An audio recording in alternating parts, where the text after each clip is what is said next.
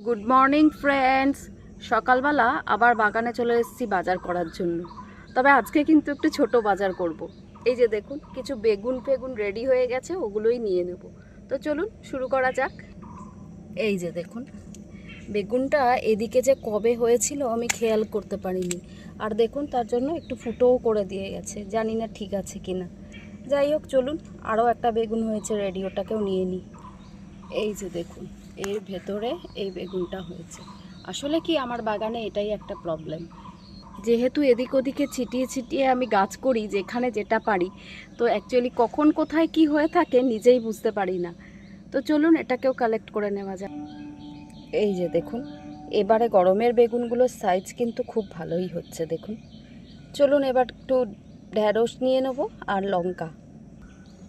এই যে আজকে আবার দুটো ঢ্যাঁড়স রেডি হয়ে গেছে। অ্যাকচুয়ালি এরকমই মাঝে মাঝে একটা দুটো করে পাই আর কি, একদিন অন্তর একদিন। তো ব্যাপারটা হলো কি বলুন তো, এগুলোই স্টোর করে রেখে দিলে 2-3 দিনে যা জমে যায়, যে কোনো একটা তরকারি ইজিলি হয়ে যায় আর কি। চলুন ওটা কালেক্ট করে। শাক তো প্রচুরই হচ্ছে, তবে আজকে আর নেব না, আজকে একটু লঙ্কা নিয়ে নিই। এই যে দেখুন আবার আমার লঙ্কার খেতে চলে এসেছি। চলুন কালেক্ট করে নিয়ে একবারে আপনাদের সব দেখাচ্ছি। তো যাই হোক আজকের মতো বাজার করা কমপ্লিট হয়ে গেল। দেখুন কি প্রচণ্ড পরিমাণে লঙ্কা, মানে এরপর শুধু লঙ্কার তরকারিই খেতে হবে মনে হচ্ছে।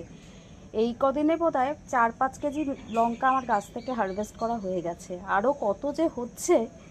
তো যাই হোক ভিডিওটা আজকে এখানেই কমপ্লিট করছি। যদি আপনাদের ভালো লেগে থাকে তাহলে অনেক অনেক ভালোবাসা দিয়ে আমার পাশে থাকবেন।